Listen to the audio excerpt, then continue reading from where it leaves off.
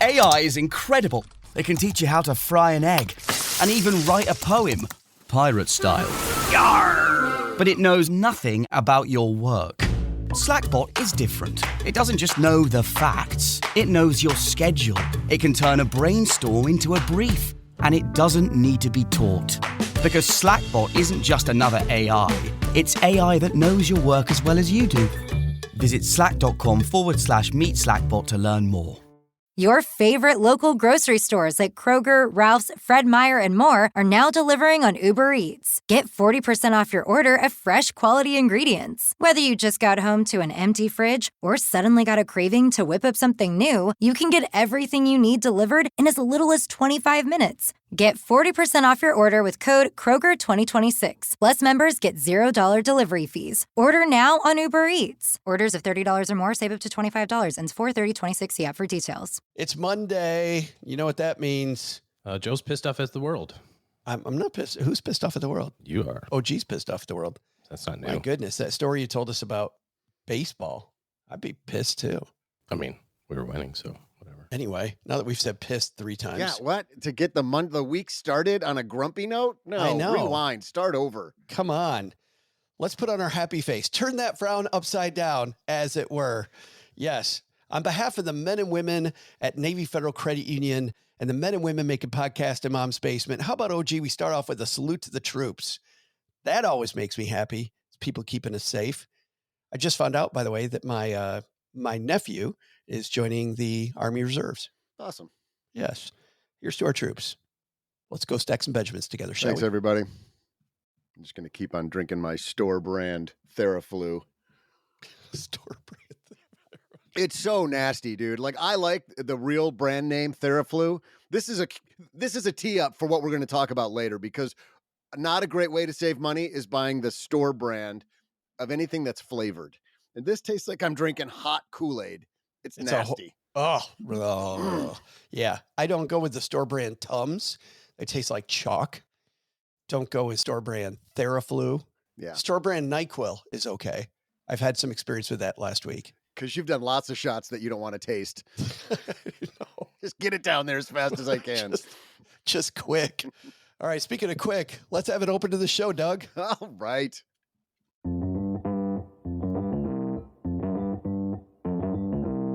Live from Joe's mom's basement, it's the Stacking Benjamin Show.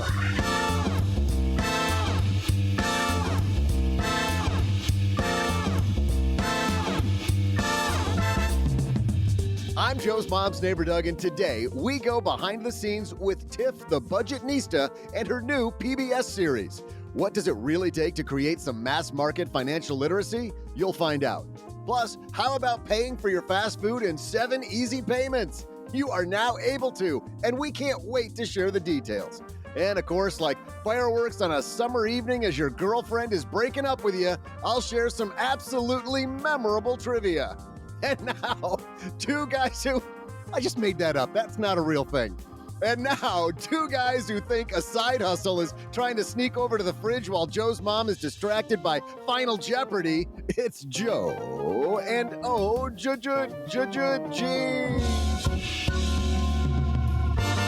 Our stackers would never have all those things happen at one time. That would not happen. That's a moment that burns in your brain, though. Yeah, you would never forget that. I'll give you that one. I mean, hypothetically. Oh, did this really happen? Did this happen to you? There are rumors that this might have happened. Oh man, I feel bad. Hey everybody, welcome to start off the week on a melancholy note. All I can think about, Doug, is the scene from Home Alone when Kevin realizes his family's gone. He's like, I made my family disappear. I made my family disappear. You're like sounding all downtrodden about getting broken up with on 4th of July. You're like, I broke up with my girlfriend. I broke up with my girlfriend. I'm free. I'm free. It's all about how you look at life, right? Yes. It's all about how you respond. We have a great show today. As Doug, you so eloquently said earlier, we got Tiffany Aliche, the Budgetnista's back, OG. Yay. And she is always bringing it. She is a new PBS special. We're going to look behind the scenes at the making of. I mean, this woman always looks like she's so confident, so excited to spread financial literacy. And we're going to find out if that's truly the case when you're like behind those lights and you got 16 cameras in your face.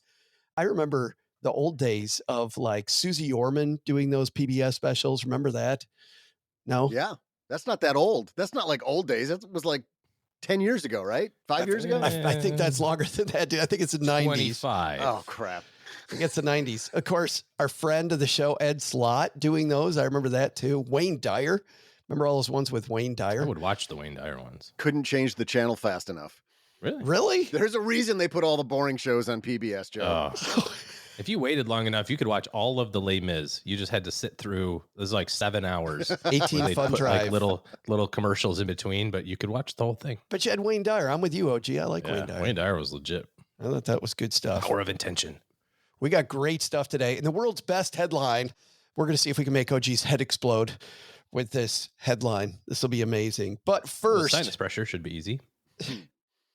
she's a woman who has not only one of the top books in the personal finance space in the last 10 years, she also is a woman who has been stolen from by people that should not have stolen from her. She's somebody that had to learn a lot of financial lessons the hard way. She's also had, the last time she was here, oh my goodness, the story about her husband passed away at an early age, and just going through all the things that she's been through, the fact that she is such a firebrand. The Budgetnista, Tiffany Aliche, will be our mentor today. But first, we have a couple brands that make this show go so that you don't have to pay a penny for this awesomeness. We're going to hear from them. And then the Budgetnista, Tiffany Aliche. In business, there is no room for guesswork. Every shipment matters. Every deadline counts. And when you're trying to keep operations running smoothly, the last thing you need is uncertainty. That's why reliability is at the core of USPS Ground Advantage. From the moment your package is first scanned in, it moves through a secure nationwide network, aiding in a timely and accurate delivery. You get near real-time tracking so you can keep up with your shipments. And with affordable upfront pricing, there are no hidden fees or surprise surcharges to throw off your cost sheets. It all adds up to predictable deliveries you can depend on, because knowing your logistics are handled lets you focus on everything else, your customers, your team, and the future you're building. Visit USPS.com/Ground Advantage to start shipping with confidence. USPS Ground Advantage. We mean business. You didn't start a business just to keep the lights on. You're here to sell more today than yesterday. You're here to win. Lucky for you, Shopify built the best converting checkout on the planet. Like the just one tapping, ridiculously fast acting, sky-high sales stacking, champion of checkouts. That's the good stuff right there. So if your business is in it to win it, win with Shopify. Start your free trial today at shopify.com/win.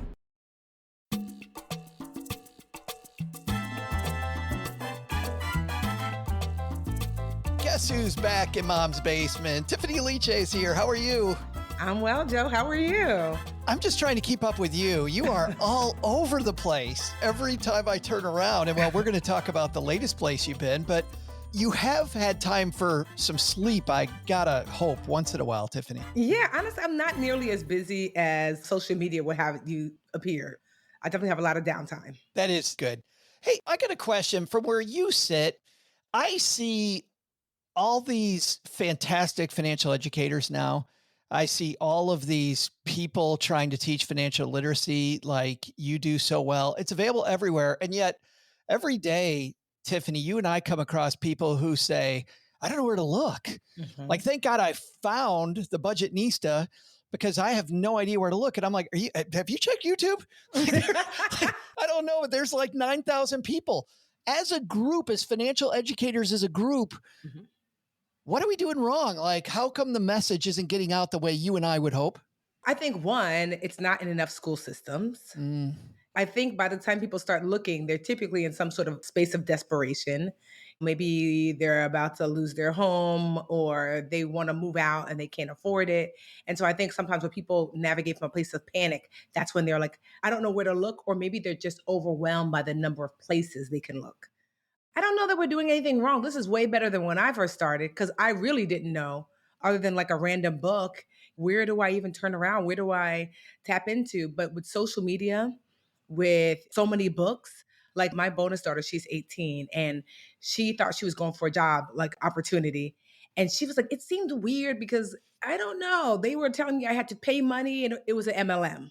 Oh my God. Yes, Oh but my but we thank goodness for TikTok because once she jumped off and she went on TikTok and typed in Primark because that was the company, and she was like, Tiffy, that's what she called me. Do you know what an MLM is? I said, I do. We've all been scammed, but she had so much more access to information that she was really confident. Like, and then they do this, and then this happens, and this. I said, exactly. She didn't even know to ask me, but she took it to TikTok.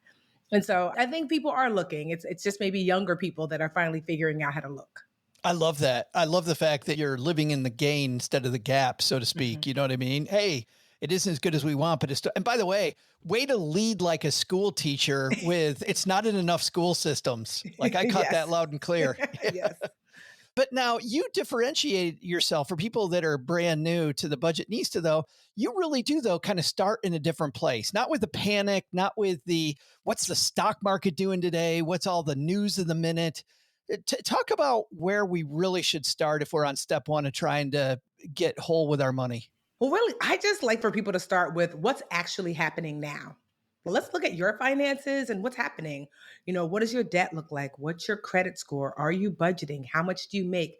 I like the foundation. And then I like to know, how did we get here? Because even if we fix it, if we don't know how we got here, you're going to be back, again and again and again. Mm-hmm. It's almost like losing weight. You're like, oh yeah, I lost weight, but it's like, okay, but you don't realize that you have insulin resistance. So until you address that, you'll be back 10 pounds up again. And so we have to figure it. Yeah, exactly. So then figuring out like, okay, how did you get here? Then I like to build community around the financial goals. So maybe it's your best friend, maybe it's your work mom, maybe it's your partner, your husband, your wife, whatever, and then putting a plan into place. Because if you don't figure out how you got here, address that, have community around your goals, but even understand what you're addressing, then you're just going to go right back because now you have those things in place. Now you can work on the plan. And I don't like to teach from a place of like, finger wagging, and you ought to, because I've made every mistake possible. Foreclosure, credit card debt scam, overspending, all the things you could think of, I've done it. And so we get it, where, we get it. You made a mistake. But now that you have those things in place, you know what the mistakes are. You know why you made them. You have community around your goals. Now you can start to put one foot in front of the other. And that's what I'm here to help you with, once you're ready to ask for help. Man, when you talk about every mistake, I mean, some of them that you've described to me over the years, my spouse, Cheryl Tiffany, still gets a pit in her stomach whenever she sees you, but just remembering the story, not from seeing you, that sounded bad. I did that wrong. But just from you relaying that story very openly and candidly about how that dude, the financial dude, ripped you off. Like you totally got scammed by somebody that you should have been able to trust. Yeah. But I always think about one, I take delight that he's in jail, but also, I would too. But also I'm actually really grateful for that opportunity to grow and learn, because I didn't think that at the time, but up until then, I was financially perfect. Not because I knew what I was doing, but just because my dad was an accountant and a CFO and would say, do this. And I'd say, okay, then do that. And say, okay. It's like cooking when your mom tells you exactly what to put in the pot. And then when you're on your own and you have to make food on your own, you're like, wait, what did they say? You burn some chicken at first, you overcook the pasta, till you finally get a rhythm. I didn't know how to manage my money on my own. It forced me to be a financial adult.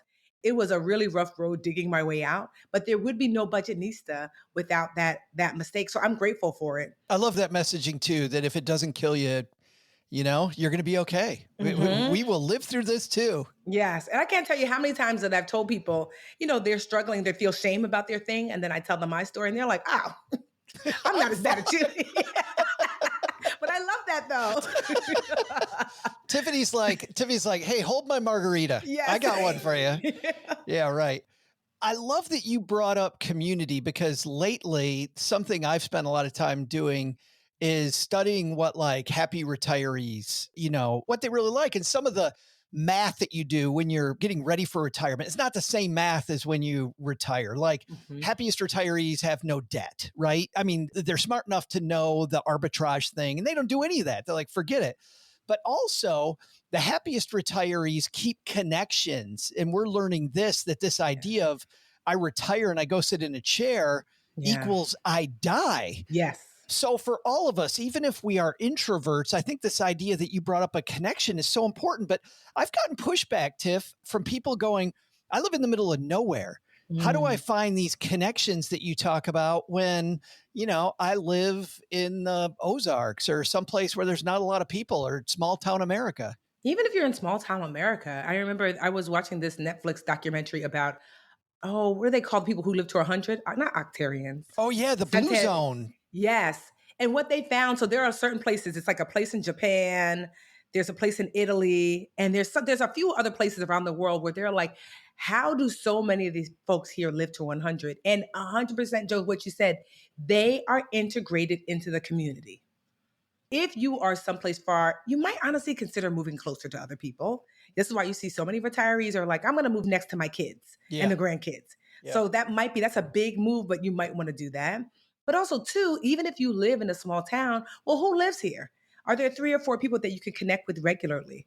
Can you start something? I know a friend of mine, she joined a walking club just to meet people in her new neighborhood. Where I live now, I have such a great group of people around me, the neighbors across the street, Maddie and Rhonda, my friend Rihanna and her husband Jermaine around the corner, Maria and her 2 kids. But I had to make a concerted effort to meet people, speak, invite them over. It's like you have to remember what it was like making friends as a kid. Best thing you can do is bring your coolest toy. Hey, I got a basketball, want to play? So it's like, you knock on the neighbor's door and you're like, hey, I'm having a dinner or I'm having a cookout, would love if you come. So you can't wait for community to find you. Sometimes you have to create that community, even if that means moving closer to people. Man, I love that, Tiff, because when we talked to Scott Galloway a few months ago, he was talking about how everybody's busy arguing about politics and nobody joins the Kiwanis Club that helps your little town, or wherever you live. Nobody's joining the local groups, the local church, the synagogue, the whatever group that you belong. Join those groups, and heck, to your point, maybe even start your own. I want to ask you one more question before we jump into your PBS special. It is just so awesome to see you rocking the stage again.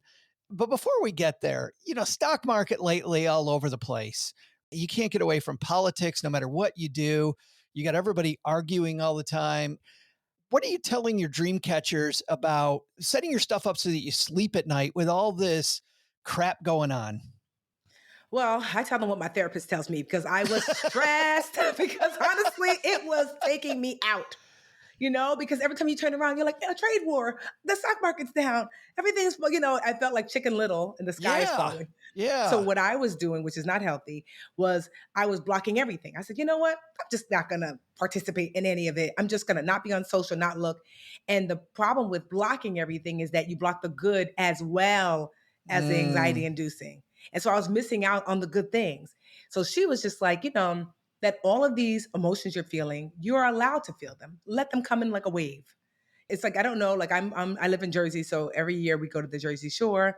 And if you've ever been at the beach and when a wave comes in, you're supposed to jump with the wave to let it kind of wash over you. And then it waves back out. Because if you stand stiff, that wave is going to knock you over. And so what I've learned is that I can listen to some of the news. And even if it comes in and it says, oh my gosh, that is kind of troubling, I let it wash in, acknowledge it, but then let it wash back out again. Because I also want to leave myself open to the fact that my niece's birthday is coming up and we're going to have a birthday party. And my neighbor across the street was so nice because they baked me a cake. And so I've just allowed myself to stay informed, to allow whatever worry to wash in, but not to stay and then wash back out. Because it's not the only thing that's happening.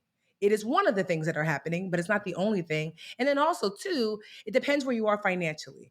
Anytime a recession is coming, the number one thing that people need is access to cash. And so if you're not already saving, you want to buckle down, tighten up, and save. You might want to drop down to your noodle budget, which is, I call your bare bones, when you're a college ramen noodle budget. Get rid of get rid of all the non-necessities just for a few months so you can stack up a little. Now, if you're someone that does have extra capital, The market doesn't stay down forever. We've seen how many recessions, that this might be actually a time to get into the market even more so.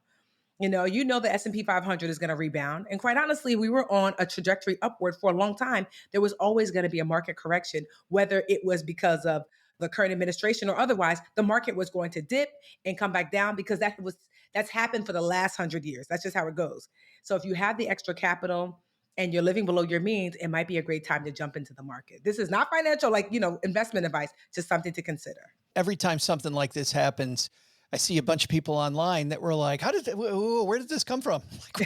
What do you mean where did it come from? The market will go down. It does go down. Yes. And this idea, and you talk about squirreling away stuff, like the squirrel with the acorns, like put it away. Yes. All right, let's talk about this. You have on PBS a brand new special, and I love the behind the scenes stuff, but let's play just a little bit of it. So everybody, this is coming out of the break into the last segment of Get Good with Money. We'll give you just a little preview here, everyone. I'm so excited because we are finally going to get to 100% financial wholeness. Yes. Okay. Right, we're here. So let's just do a quick review, right? 1, you got your budget for 10%. We did that. 2, I showed you how to save like a squirrel, savings. 3, debt, 30%. Your credit, we knocked it out at 40%. Retirement at 50%. You're investing there, and investing for wealth at 60%. So more than halfway there. You are really so close to truly answering that question. Can you help me get good with money? The answer is yes. Now that we built up all of those assets, we have to protect those assets. The best way to protect your assets is going to be insurance. And then you dive into insurance, and you're just such a natural. I mean, just the teaching they talk about in teaching and training, Tiffany, this idea of efficacy. Show them the top of the mountain, show them you're almost there, how easy it's been so far, but still not my first rodeo. I was on TV for 9 years. This is hard as shit. Let me tell you, I was ready to poop my pants on that stage. But it's so smooth and it's so you. So can we talk first about how did this start out? Did you get a phone call? Like what happened? Heather Jackson, she's my book agent. She's the one who Mine got me too. the deal. Okay, yes, for Get Good with Money. Yes. And Heather one day, she's so random, was like, do you want a PBS special? And I was like, okay. Like she was asking if I wanted a slice of pizza. And I said, sure, okay. And she said, no, I have a friend that's a producer. She's like, it's a long shot. I'm just asking because I didn't want to ask him if you weren't interested. She introduced me to her friend, Bob. We had a chat.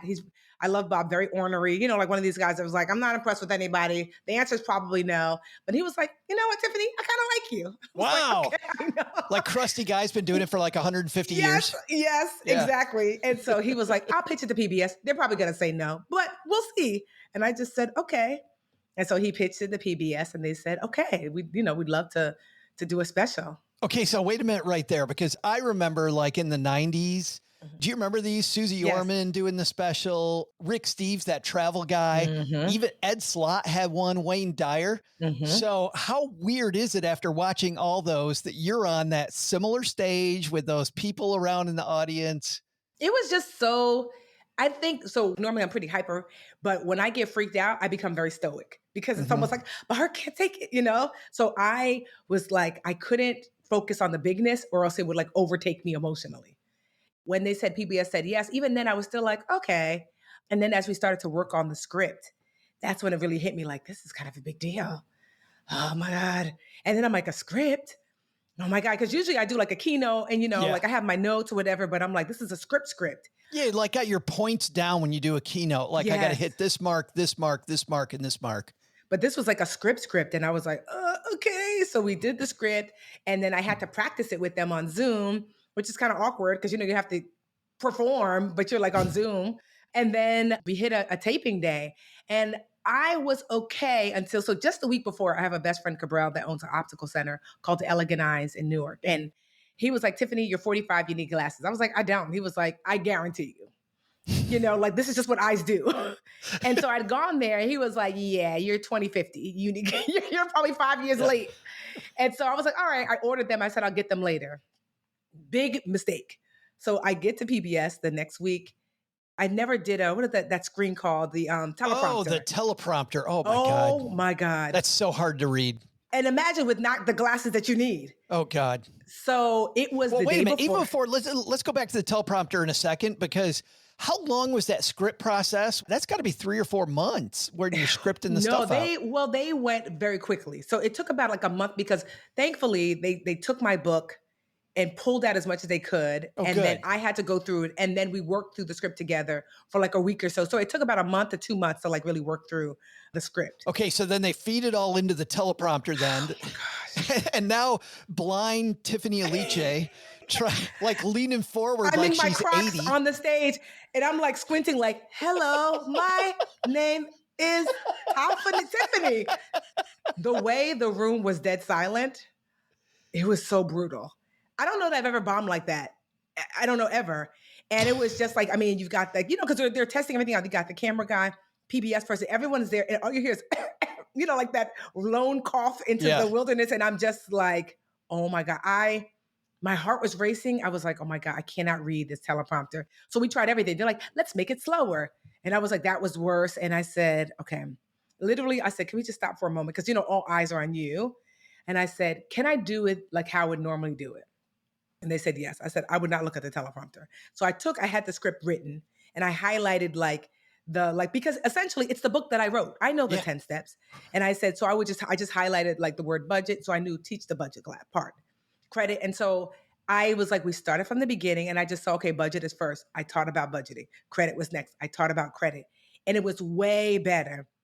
To their credit, the director was like, so what are you doing there? I said, the truth is I could teach these with my eyes closed. I cannot read the prompter, but if you made it really big to just let me know what the subject matter is, I will teach. Oh, and then the nice. next subject matter, so literally on the teleprompter, it just said budget. So you're not going to miss a step. You're not going to miss anything. Yes. And so I was like, okay, budget. Okay. Then credit. Okay. And so the next day, so all night long, of course I couldn't sleep. I probably got 2 hours of sleep and I practiced some more. The next day so they tape twice. They do an hour fully dressed, full makeup, full everything with no audience. That way they need to like plug in and then they tape again with audience. And so during that first taping, I did really well because I was like, okay, we got it. Budget, credit, I taught. And then I did even better because I'm somebody who really reacts off of people. So they bust in some of my audience dream catchers 3 hours from New York. They bust them in from Newark and they bust them in. And first I thought they're not going to come, but they wanted to. So they spent 3 hours on a bus, about 50 of them, to come and see me do my thing. And because they were there, it just gave me even more energy. And I slayed the second full taping. I didn't take a break. They were like, do you need a moment? I'm like, no, we just pushed all the way through. And that's what you see. You see a mix of the taping by myself and the taping with the audience. But I'm telling you, like I had never been that afraid to perform, like I'm always nervous, but I was like, this might be the time, Tiffany, that I can't do this. That's what I was thinking. I said, I don't know if I could do this. I think they chose the wrong person. So because you're coming on set and your face is on set, like they printed out dollar bills with my face on it and the Budgetnistas everywhere. So it was like the magnitude of, it's just you, Tiffany. This is not a keynote where they've come to see you and like, breakout sessions. This is not, it's literally just you. And so, it was, even thinking about it now, I'm like, oh my God. You could feel the energy. I was watching some of the special and you could just feel the energy in that room. It was such a powerful connection. Like whenever you made a point, you could hear the audio from them and they're not mic'd up. No. And you can hear them go, ooh, or, laughing with you, or as you're making a point, everybody heard the clapping that is at the beginning, but then there's parts where they're clapping right in the middle of the thing just because people are excited. Like that was super cool. I didn't realize though, it's funny watching it. They did such a good job of the editing. I never once thought that's a result of 2 tapings. It totally looks smooth, like it's all just one taping. Yeah, no, they were great. And honestly, I don't even know the difference. I couldn't tell. So they did a really great job. And then they sent me kind of like the raw footage just to make sure like all of the words on the screen match what I wanted them to say. So I had to make those edits there. And now it's live. It's crazy because just last weekend, so I had a premiere party to celebrate, which is awesome. My parents, my friends, my family, it's about 100 people. It was such a fun time. Then the next day, my mom called me and said, you're on TV, because she was watching it on PBS. Her friends called her, and she was just like, because if you knew, I gave my parents a run for their money as a kid. They are still shocked that I'm okay. Okay. Maybe some of our stackers missed that when you were on before, but I know that. Yes. Tiffany was hell on wheels. Yes. Well, relative to like my sisters, but they're always in awe, like, wow, it really worked out for her. That is so awesome. I love that you told that story, because a lot of what you and I work in every day, Tiff, is helping people through fear, right? Yeah. Address the fear. I don't know how to open a Roth IRA. Mm-hmm. I've never had a savings account. I've never hooked up a 401k plan before. Yeah. And a lot of it is, people learn it's between your ears, but man, if you can step out there on that stage and go, oh my God, everybody can feel my heartbeat and not throw up on camera, like you can probably open a Roth IRA. Mm-hmm. This is what I tell people for most, and I had to tell myself this on that stage. Tiffany, this is a confidence issue, not a capability issue. Because honestly, if it's capabilities, not much we could do about it. But honestly, for almost everyone, it's just a confidence issue. The only way for me to break past that confidence issue, just like with everyone else, is to ask for help. Whether it's to build community, lean into them, look for a financial educator, lean into them. For me, I had to ask for help and say, can I do it the way that fits me? Like what if I was too timid? Because I feel like Tiffany maybe 10 years ago wouldn't have said that. Because I would have been too afraid to be like, no, they have the teleprompter. You have to use the teleprompter. It's like, who said? Ask them, can you do it the way you need? And they were like, we're here to help you, Tiffany. Absolutely. So asking for help is critical when you have a confidence issue. Well, and I love that we're ending on that, because like you said, there's so many places now with social media to look for help. And there's so many brilliant people out there trying to help you. And joining the community, I think, is the best way to get help, because then the person, you trust the community. It's so freaking great. I am just ecstatic for you. Just even watching this stuff, it's so damn fun. People are going to have to look at their local PBS areas, my understanding, to see when it comes on. And it also looks like if they belong to something like it's PBS Plus or something, that might be able to get it on demand. Mm-hmm. So if you just go to pbs.org and type in Get Good with Money, you'll be able to find like your local station. Like in New Jersey, I believe it's like channel 13 and 21, and you'll get to see like when it airs and just catch it, and then yes, you can watch it online if you do have like PBS Plus, I believe. And if you don't catch it, Tiffany might have a book that you might be able to read. Yes. That one or two people might have heard of before. Yes. It's also called Get Good with Money. Tiffany, thanks for mentoring us really on bravery today. Thank you so much. No, thank you, Joe. It was good being back. Tell your mom I said hi. Thank you.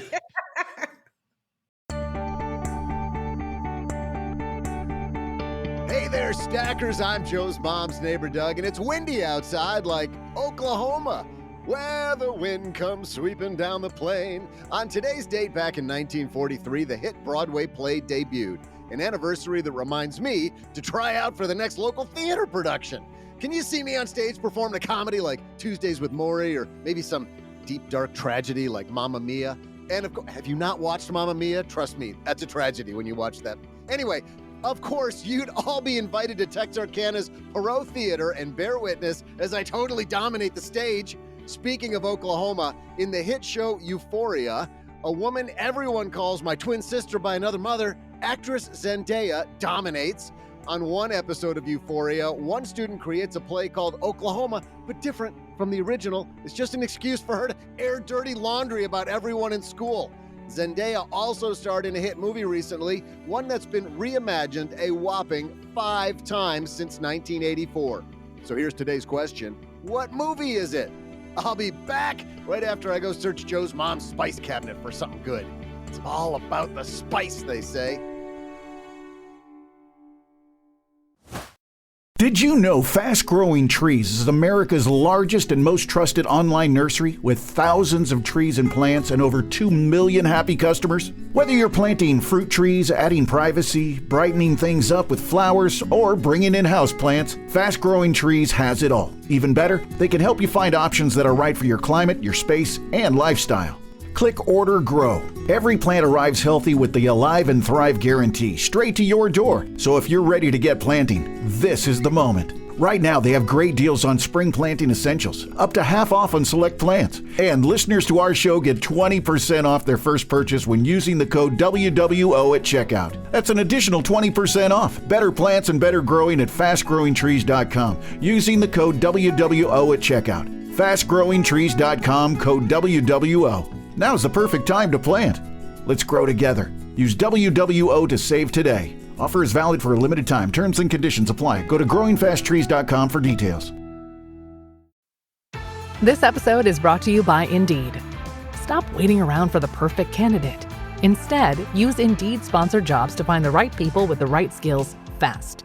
It's a simple way to make sure your listing is the first candidates see. According to Indeed data, sponsored jobs have 4 times more applicants than non-sponsored jobs. So go build your dream team today with Indeed. Get a $75 sponsored job credit at Indeed.com/podcast. Terms and conditions apply. Refreshing wild cherry cola meets smooth cream. The treat you deserve. Pepsi Wild Cherry and Cream. Treat yourself.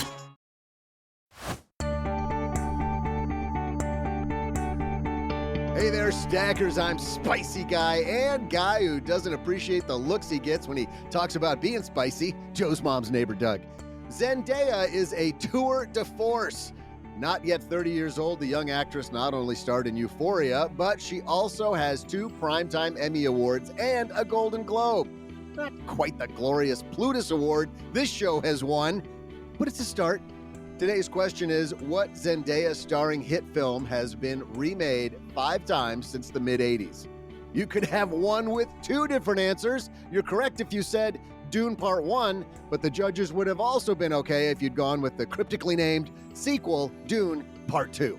And now, with Part 2 of this show, and this headline's gonna be fun, so buckle up, Buttercup.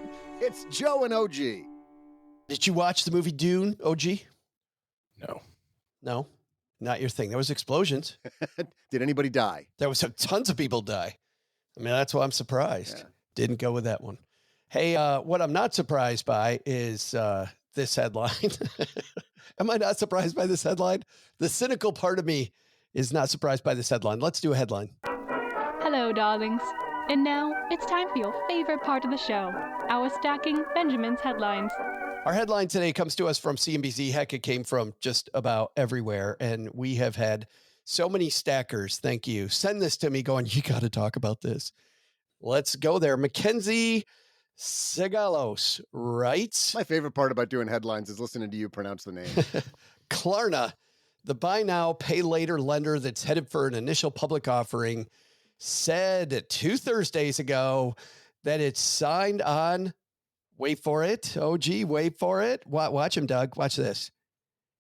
Said it signed on DoorDash as a partner, another sign of momentum for public market investors. It's DoorDash's first BNPL alliance in the U.S. BNPL, by the way, is the way all the cool kids say, buy now, pay later. Oh. So layaway.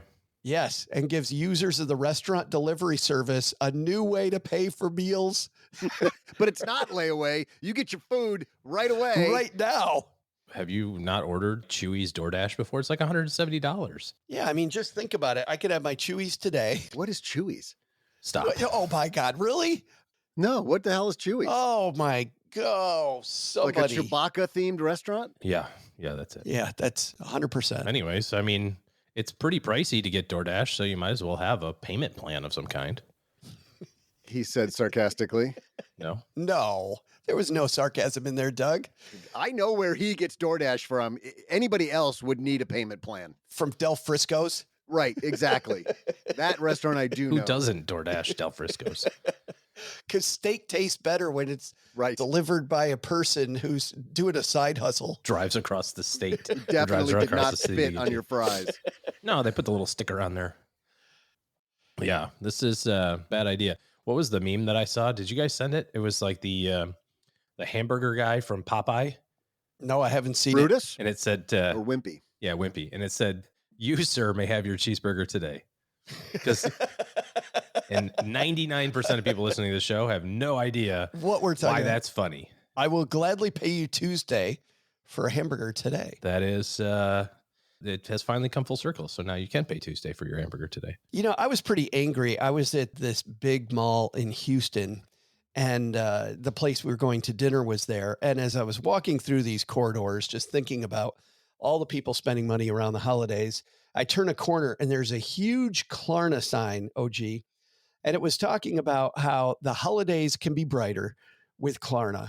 And I thought, how are the holidays brighter when I'm buying stuff that I know I can't afford? Like, as my kids are opening up their gifts, and I know that I'm going to be paying for it in April and May of this year. There's not interest on it though, right? There is no interest if you make the payment, every payment on time, which is why Klarna is making money hand over fist. Yeah. Because people enter into these relationships with Klarna going, oh yeah, I can do that, without any clear plan to actually pay it off. The reason they have a huge profit margin is because that's where they get you. Yeah. That's how they get you. The last Apple product I bought, I feel like I bought a computer and they had a 0% pay $100 a month for 24-month thing. And I was like, why wouldn't I do this? It hits my Apple credit card. It's auto paid. Like, that to me makes a lot of sense. I don't know that it makes sense to, whittle that down to a $45 DoorDash order and be like, well, I could just pay this over time, but it's still zero interest. So as long as you do make the payments.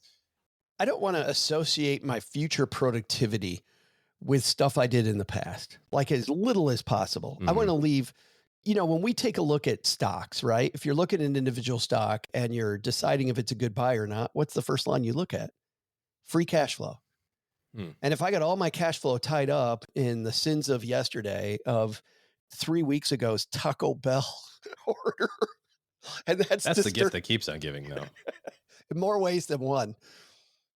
I get to give all my friends a little toot from time to time. And then you get to invest in your plumbing. I think that when you have debt payments, I think what's so, I don't know, insidious, is that the right word? Is that too strong? About it is that it seems easy to keep track of and easy to account for. Just take something as simple as a mortgage, right? It's like, hey, my mortgage is $2,000 a month, or it's $1,500 or $3,500, well, like whatever the number. And you go, yeah, I can pay for that. Like, I make $10,000, I can pay $3,000 on my mortgage. The thing that, of course, we know, having been in a mortgage for a long time, is, well, it's not always $3,000, right? It's because your taxes and your insurance go up, so that number is going to change.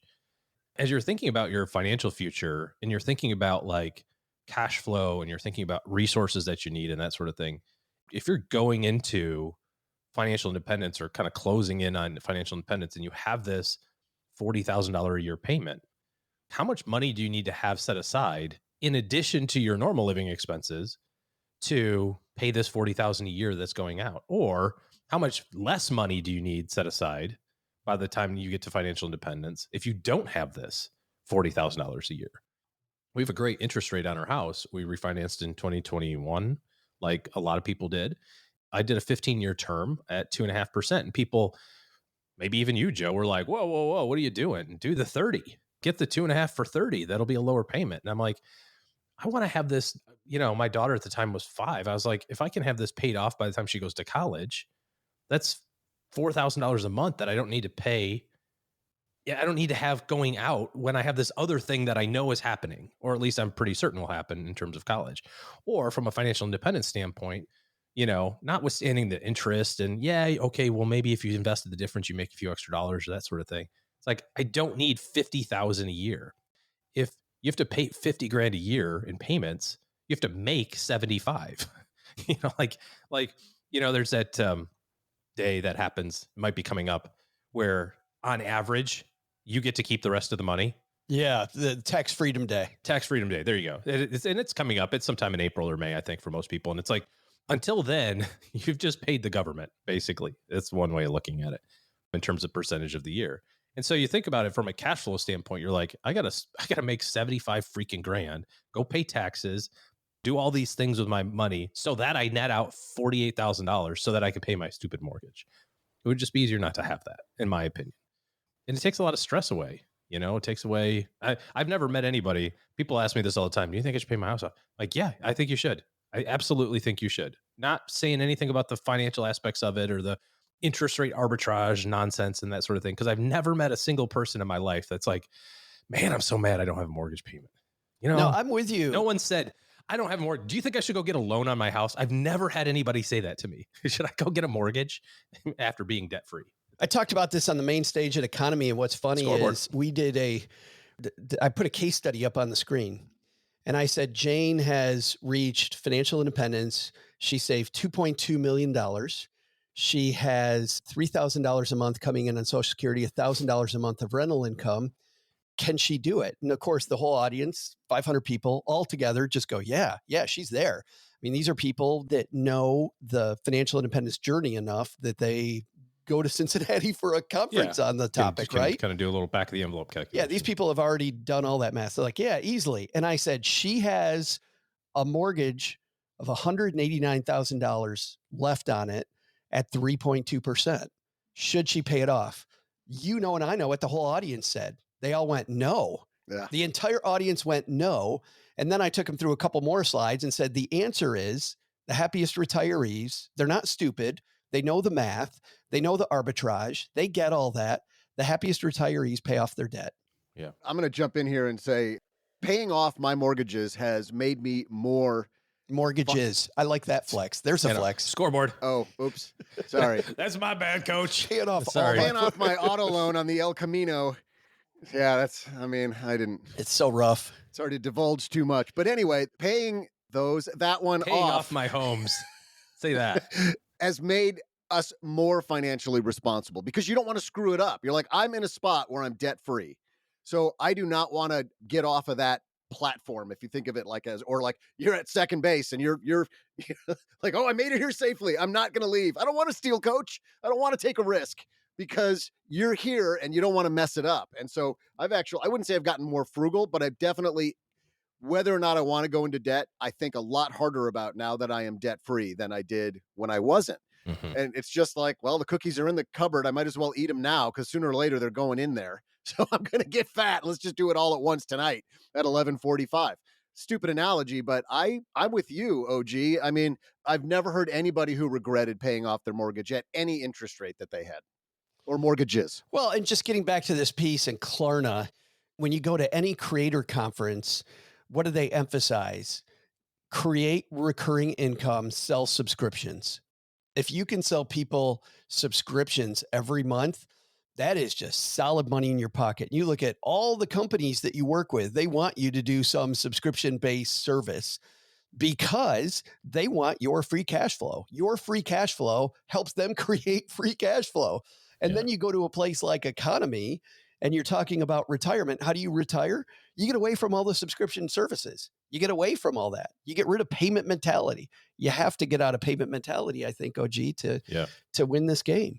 I don't know if it was Warren Buffett, Dave Ramsey, David Bach. I don't know who said it, but well, you're about to, so we're gonna put TM on it after you say it right now. Okay, or Thomas Stanley, maybe even. It says, wealthy people ask how much, and not wealthy people ask how much per month. And you can see that when you go do any sort of large transaction purchase, whether it's something as big as a house or a car. Cars are comical, right? Because you're like, how much is this car? They're like, well, how much can you afford? You're like, no. Like, and it's just how they're trained, right? Well, this one can be yours for $550 a month. You're like, I didn't ask how much it was per month, man. I asked how much it was. Or something a little bit smaller, like you're at the audio-visual store, Best Buy or something, and they say, would you like to apply for the Best Buy credit card? You can pay this off over 12 months with no interest. Again, every one of those things, it's like death by 1,000 paper cuts. Even the Apple computer that I mentioned earlier, it still requires me to make money consistently, even though it's $100. It still makes me make my credit card payment on time. It still makes me keep track of it because God knows I can screw it up just like anybody else, and the first to your point before, Joe, it's like the first one you miss, they go, oh, well, how's that 30% back interest payment? You know what I mean? Like, so there's a lot of risk associated with that to have it work out the way that you want it to. There's a really interesting challenge that we're about to embark on. I think it's interesting. I think we're going to do it in April. I should know because that would mean starting tomorrow. But I think we're going to do a month of cash only. And I'll include debit card in cash because like many of us, we have plenty of plastic in our wallet. It's like, oh, we're going to order DoorDash from Chewy's because it's easy to do, oh, who cares? $150. But you don't really feel that pain until the Amex bill shows up. You know what I mean? So my interest in this is I wonder if this will help us make a little bit better contemporaneous decisions than the one-time pain of the Amex bill. You know what I mean? When you kind of overextend yourself in a month and you get the credit card bill at the end of the month, you're like, oh, that hurts. I got to tip into my savings. I got to take from my emergency fund. I got to work a little overtime. Like you feel that pain. But my thought is that if you see it literally coming from your checking account, you're, using a debit card or cash, every single time you make a transaction, you get to experience that pain every single time. And we have hundreds of transactions a month. I mean, it's profound. Like how many times you hit Amazon or, a vending machine or go to the coffee shop or whatever. And it's like, I just wonder, and this will be my little experiment. I'll report back whether we do it in April or May. I just wonder if that will be an interesting awakening. Maybe other stackers have done this before and can talk about it. Does everybody in your house look at the bank statement throughout the month to feel the paper cuts? Well, we use Monarch. Listen, I do. And yeah, we talk about it, not every single day by any means, but certainly several times a month. All right. I love the idea of calling it out. Every time you take cash out of your wallet, you're calling it out. Yeah. We're going to have a guy named Brian Sudeth on the show. Brian and his spouse did some extreme non-food waste stuff that I found really interesting. Who likes tongue? But that kind of extreme food waste? These guys got to the point that in 2024, I believe the number, we'll have him on to verify this, they wasted $3.25 worth of food. Like it went from $30 to $5.50. But you know where that started, OG? It started them calling it out. Every time they took he said it's funny. He's like, we don't throw away leftovers. We put them in a nice container to put in the refrigerator for 2 weeks and then we throw it away. Yeah. He said, but what started it was the game of, we just decided that when we heard that the average American, Frankie Chalenza said this on our show, waste a third of the food that's in the refrigerator. They waste a third of it.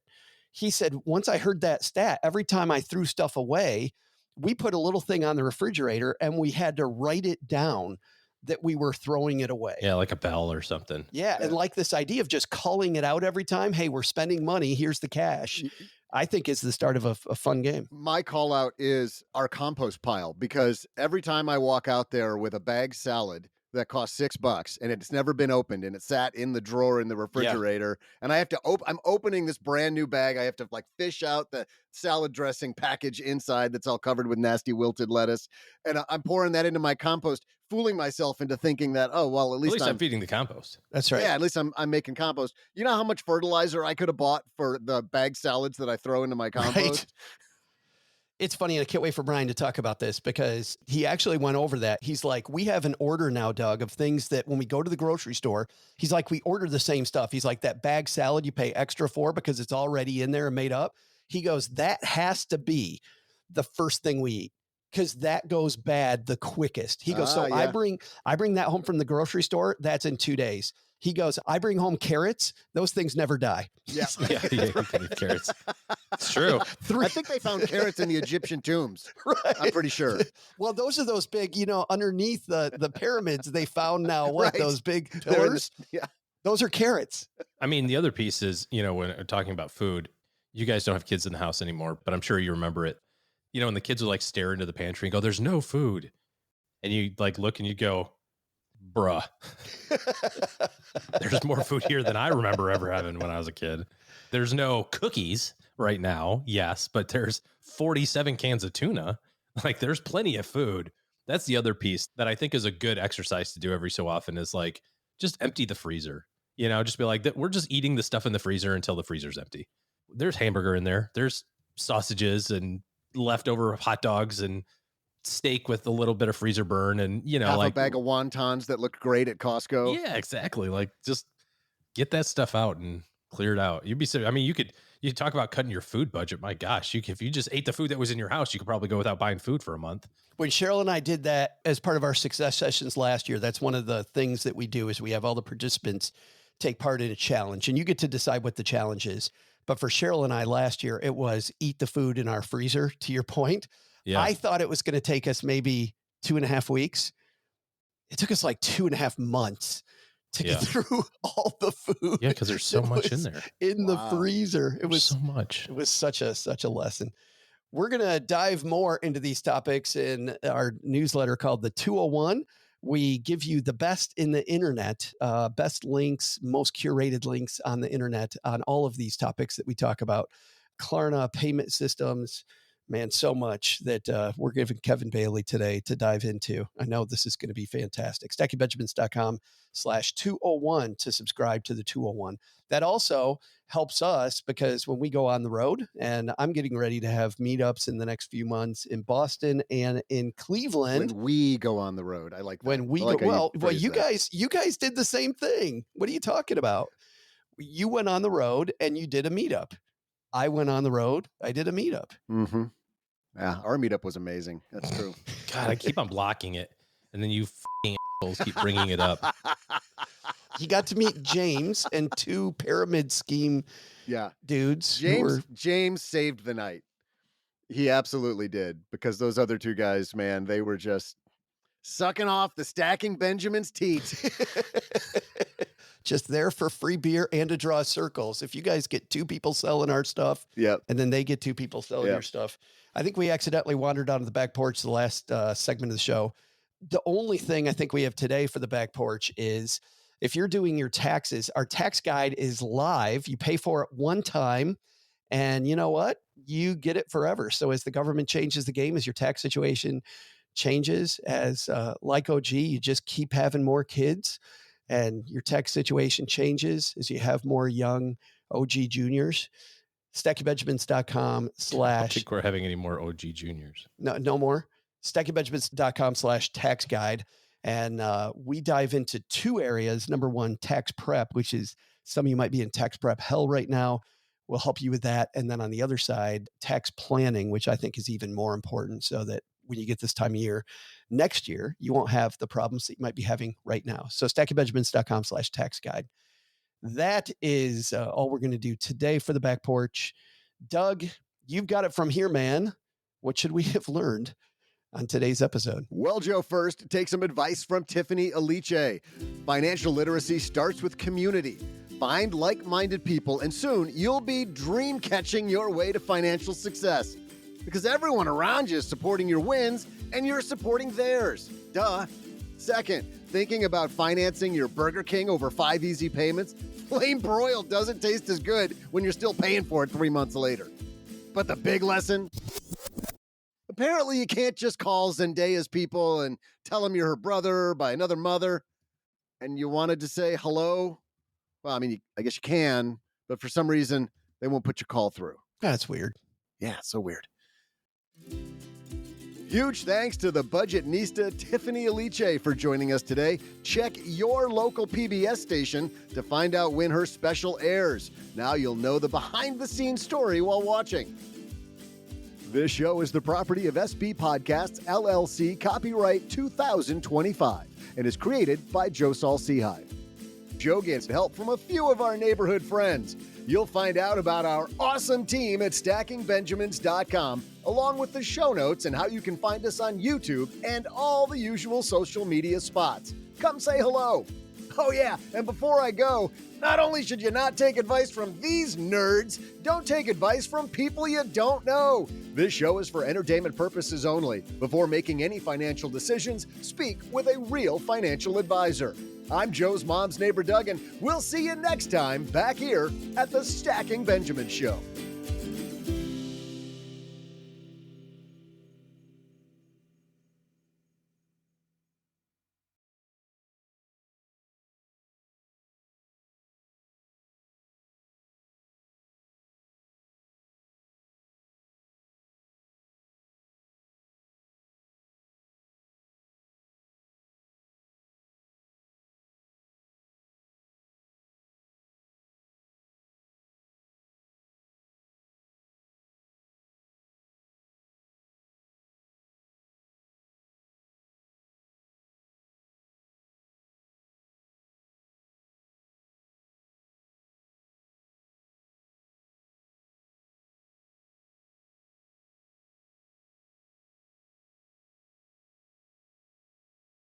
Welcome to the after show. This is a part of the show that doesn't exist. It was fantastic getting an email also from Derek. Derek, by the way, knows how to pronounce the name of a town in Tennessee that I said completely wrong. Doug, how do you say Sevierville? Isn't it Severville? It's Severville. Silverville, according to Derek. Severville. I think Derek's probably going to correct that too. Derek writes, Joe, I'm the smartass from Tennessee who assisted you with the pronunciation of Severville last year. I'm listening to the Go Bag episode, and this is what's in your financial go bag, right? What do you take with you if your house burned down, whatever might happen? And you asked Paula if she'd carry gold. She said, no way in hell, Joe. That's my interpretation. And OG said heavy, which reminded me of an F&A awesome movie you guys need to check out on the back porch. The plot's related to gold's weight, although it isn't mentioned till the last 3 seconds of the movie. Oh, spoiler, Derek. Nice job. If you haven't seen the 2022 World War II era Finnish movie Sisu, you need to, nay, you must splurge the $4.32 and stream the thing on Prime. It's John Wick for old dudes like me/us. Speak for yourself, Derek. Very bloody, but killing Nazis is always allowed, I say. I guarantee OG will give it 2 thumbs up, and I hear sequels coming soon. Well, I guess I should get back to work since they're paying me and all. Your pal, Derek. Derek wrote us on the job to let us know that we need to. Have you guys even heard of this movie, Sisu? Never heard of it. No, but World War II movie? Killing Nazis? I'm all in. Yeah. That sounds fabulous. OG, you up to date on Reacher? I think I might be a week behind. Doug, how about you? No, I haven't even started this latest season of it. OG, I think it's really good this season, don't you? I thought it was like, it got to the spot where I was like, okay, this kind of seems like the ending. And then I'm like, well, this is episode 3, so this must not be the ending. Somebody else said that to me. It must get really turned on from here. I don't like, we've killed everyone on this. We've killed everyone. There's no one alive left. So must be time to wrap this up. That's what Cheryl doesn't like it, because Reacher's bloodier than ever, and she really likes that character. And she's like, he just has no thought at all when he just breaks somebody's neck. And I'm like, look at who he's dealing with. These guys are going to kill him any second if he, like, the stakes are so high on these episodes. Seems like it. So yeah, a little behind on that. We started the show with my son, 0 Hour, 0 Day, 0 something on Netflix. Haven't really gotten into that yet. And then I'm trying to get my kids to rewatch 24 with me. Mm-hmm. Oh, you love 24. I loved it. It was so great. And so we got through the first, I don't know, maybe 4 or 5 episodes of season 1. And you know, they're still trying to find it. You know what I mean? Like, it's not vintage Jack yet. You don't know any of the characters. So I do, of course, and I know how it ends. So, you know, it's kind of fun watching the scenes, and the kids are like, oh yeah, he's totally a bad guy. And you're like, is he? I don't know. We'll see. You know, and you're trying to figure out who the mole is the first season. And anyways, they're much more interested in playing video games than hanging out with their old man. So yeah, it's a great, 24 is a great concept. And I got my kids to watch it quite a while ago when they were younger, like 14, 15, and even they loved it. And a newer show, brand new show actually, that has, I'll say, a similar plot convention structure, is called The Pit on Max. And it's essentially ER Part 2. Remember the ER, the hospital drama from the 90s? George Clooney got his big... tons. Julia Margulies and Juliana Margulies. Margulies. Tons. I mean, a lot of people. Noah Wiley, who is in The Pit. And they actually wanted Noah Wiley and might have been John Wells. John Cena. No. John Wick. Wanted to actually create ER2, and the Michael Crichton estate said no. Really? So they went ahead and did it anyways. They just moved it to Pittsburgh. It's Noah Wiley is the lead doctor for an ER, and the whole season is one shift. It's one 15-hour shift. And so each episode is an hour long, much like 24, but I think they're going to do 15 episodes, if I'm not mistaken. It's pretty cool. Now, that structure comes with some limitations. You can't really develop a lot of relationships with people in one shift. And so even over the course of a whole season, people can't really like get to know each other, have any romances or any of that kind of stuff because there's just not enough time. Which is the thing you mainly look for in That's ER shows. Yeah. Well, but it happened in ER. There was a lot of that. There was a lot of hanky-panky, which apparently is a very real thing in hospitals. The whole reason I wanted to go to med school. That's... I mean, practice why bow, else would you? Practice bow chicka bow wow day or whatever the in the broom closet. But it's really good. It's very graphic because it's on Max and it's not on a broadcast network TV. Saw more of a birth scene. I saw more in a birth scene than I saw when my own two sons were born. Did you pass out watching it on TV? I looked away a couple times. Hell yes. Mrs. Neighbor Doug comes in the room and you're sprawled out on the floor. Yes. What happened?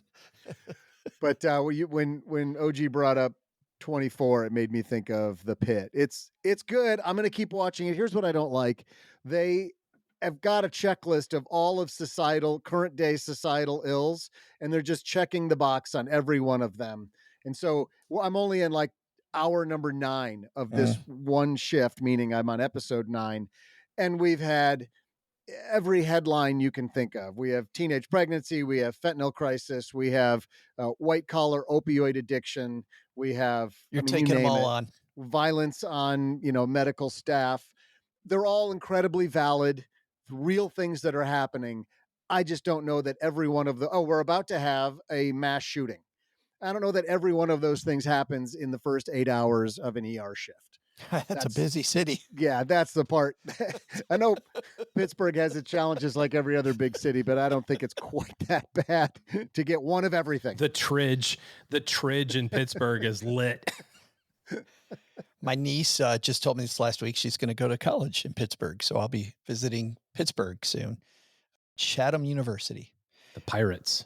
I want to do just Pittsburgh Pirates, that is, not the Chatham Pirates. I don't know what the Chatham I don't know, little liberal arts school in Pittsburgh. I want to do a quick movie review before we say goodbye. 2 years ago, one of my favorite movies, if you guys remember, was called Cabrini, about Mother Cabrini. I've been looking for. I remember you raving about it. I've been looking for it. Is it on streaming yet? I can't find it. Well, the Angel Studios, fantastic studio that makes feel-good movies. It sounds horrible, by the way. It sounds like those people that make board games that are educational, and you're like, hard pass. I don't go to a movie to feel good. I do not play board games to learn anything. But they do a really, really good job. And Cabrini, sadly, Doug, they have their own app, and you have to stream on their own. Friends of ours were able to watch it on an airplane. For some reason, it was on an American Airlines flight recently, Cabrini, and they saw it. But same studio just came out with a movie that we went and saw last week called Rule Breakers. And here's just a little clip, because I know Doug always wants to. He's like, play the clip. Welcome to the first robotics worldwide competition, Afghanistan. The computers come today for the boys. Girls, outside. The first time I touched a computer, it's like a light in the darkness. And my tiny world got bigger and bigger. We have no computer classes.